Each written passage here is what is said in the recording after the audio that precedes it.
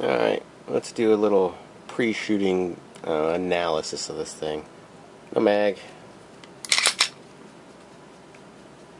Well, it's hard to see on camera, but it's unloaded. Now if I were to hand an automatic pistol to a gunsmith and just tell them I want to be able to carry it and I want it to be decent for target shooting or hunting, this is what I would expect to get back. It's not the lightest trigger pull, which for a defensive pistol, it's not what I want. But it has a nice crisp break at the end that's easy to notice. Let's go ahead and demonstrate that. Right there, it hits the firing pin block and it adds a little bit of resistance, but it stays fairly smooth. And right there, it's on the sear. Short reset. Simple enough. There's a little bit of a, if you pay real close attention, a little bit of a plastic on plastic, almost scratchy kind of feel, but it's minimal. You really got to be paying attention to notice that, and if you really want to, I guess you could get a metal trigger to put in there. I'm sure somebody makes it. As other people have mentioned, a semi-auto, or it doesn't matter if it's semi-auto or not, a single action pistol with a decocker. Stupid as hell. But easy to deactivate. As you can see, mine does not move. So for disassembly, you treat it the same way you would treat a Glock. Make sure it's unloaded, which I have. Pull the trigger, already have, so sear's down. Pull these tabs down. Comes off. To remove the striker, where's my handy disassembly tool? Yes, it's a steak knife. It's a little square hole there. Push down on the striker assembly. Pull the back plate off. Where'd you go? Right there. And then you can just push that out. After you pull it out, decocker button just drops right out of the hole. Focus. Okay, there we go. As you can see, sorta, there's no spring in there. I replaced the spring with a roll pin to keep that from being able to be depressed. So effectively, there is no decocker. Just happened to have a roll pin around. It was about the right size. Put it in there. Kept trying to reassemble everything until it just barely fit. And when I say barely fit, I mean I really had to scrape the parts together and push them in.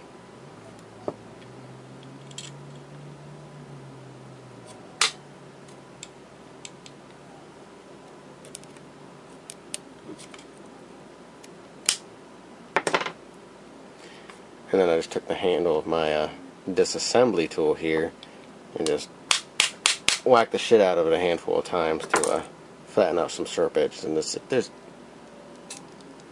slightest bit of play in that. But yeah, there you go.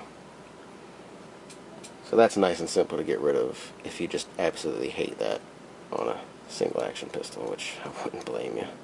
I did that the day I got this thing home. Metal rails. It's basically a clone of a Werther. An older model, not the PPQ, but the only difference with the PPQ is the slide stop is different. Speaking of slide stop, it's minimal, which I prefer. Nothing that I could accidentally hit if I need to use it and then end up just shooting it and then the slide locking open with a almost full mag.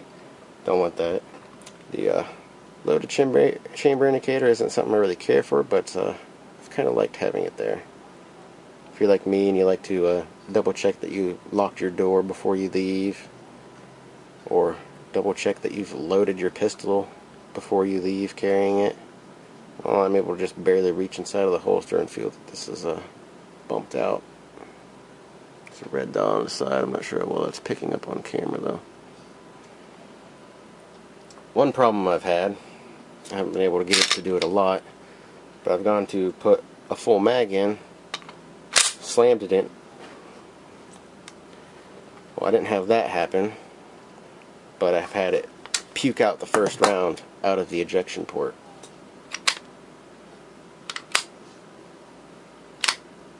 Ooh, that's not good. Oh, buddy. Just need to yank it open. There we go. Why did you stick? It's the first time I've had it stick in there like that.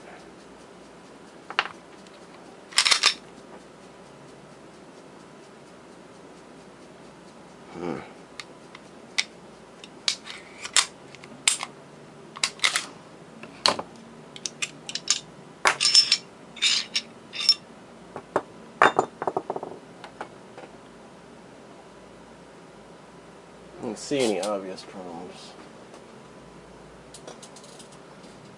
It was just a piece of dirt. Got stuck in the chamber, jamming around in there. I do notice tiny little brass shavings getting shaved off of the cases from the dozens of times that I've loaded this. Yeah, it just seemed like there was a tiny speck of dirt or one of those little shavings in the chamber. And the yank is super hard, so I'm sure firing it would have thrown it out. Let's put that back together.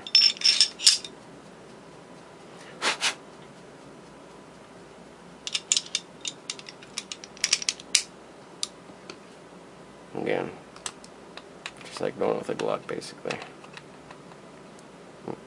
Line up. There it is.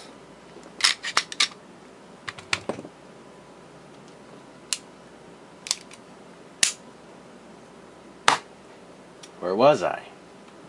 Yeah, I haven't been able to do that a lot. I think that the you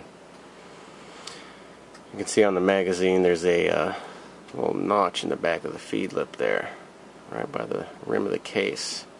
That's the clearance of the ejector. Flat on the other side. A little notch right there at the back on this side.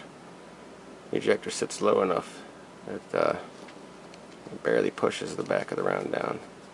I went ahead and sanded it off a little bit, but to sand it down to where it wouldn't touch it at all, I'd be sanding away at least half of the ejector and there'd be a thin sliver of metal there. I don't want to do that. Firing pin variations. As far as I can tell, there are two variations. One that was metal injection molded, which I'm not sure exactly how that varies from casting. I assume it's casting except pressure is used to inject the material. And then there's a machined firing pin. From what I can tell, the metal injection molding one is black in color, and the machined one is stainless like this.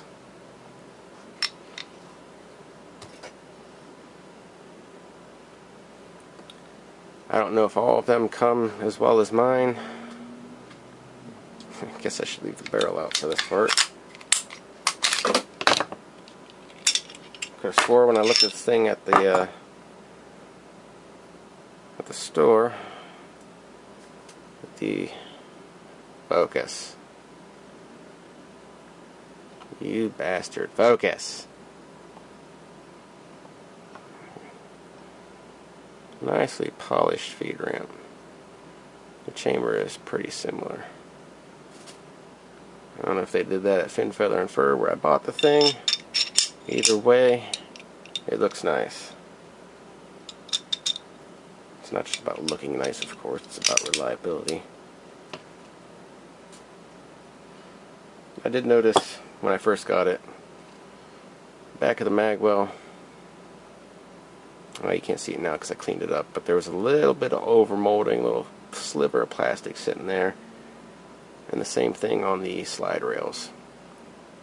It looks like they just take oversized sheet metal tabs, mold it in there, and then go back and grind them smooth.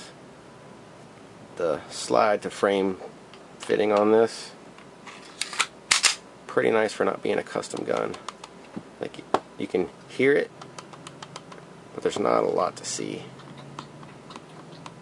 Compared to what I've seen on SIG's P320, where when you pull the trigger you can see the shit moving, this is far superior. Like, I think better than that, you'd basically have to get something custom fitted. That's coming from somebody who hasn't messed with automatic pistols in quite some time, so grain of salt on that. This holster, in the state that it comes in, I would call it barely usable. There's a tension adjustment screw. You need a flat head on the back, Phillips head on the front. I cranked it down to the point where a flat head wouldn't stick. I had to use pliers and wrench that thing down as tight as possible. Still barely any tension. Below it, you can see I added a bolt here and some washers to shim this. So as this area here by the trigger guard spread, this part here would just go in. So I shimmed that out and now it's tighter. That made it better. I would call that an acceptable amount of tension.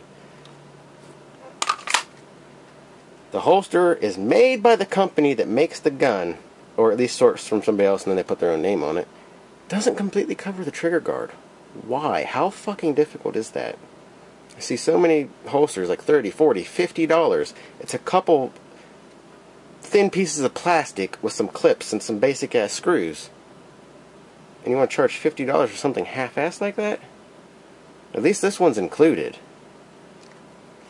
A sweat shield on the back would be wonderful, mainly because when you're carrying it you could put the muzzle against that piece and then just slide it down, but whatever, not a huge deal.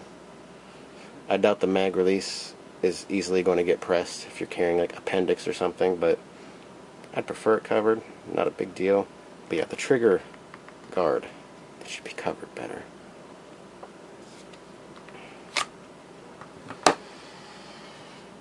The plastic case, I don't need to bother showing it. You can see it on Canik's website. Latching mechanism kind of shit, but hey, it's better than having just a cardboard box. They at least include a case where you can throw everything in it and take it to a shooting range or whatever.